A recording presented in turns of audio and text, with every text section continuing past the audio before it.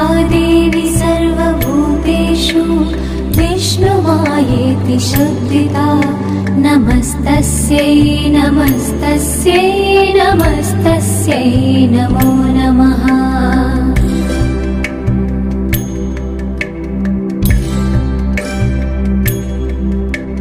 या देवी सर्वभूतेषु चेतनेत्यभिधीयते नमस्तस्यै नमस्तस्यै नमस्तस्यै नमो नमः।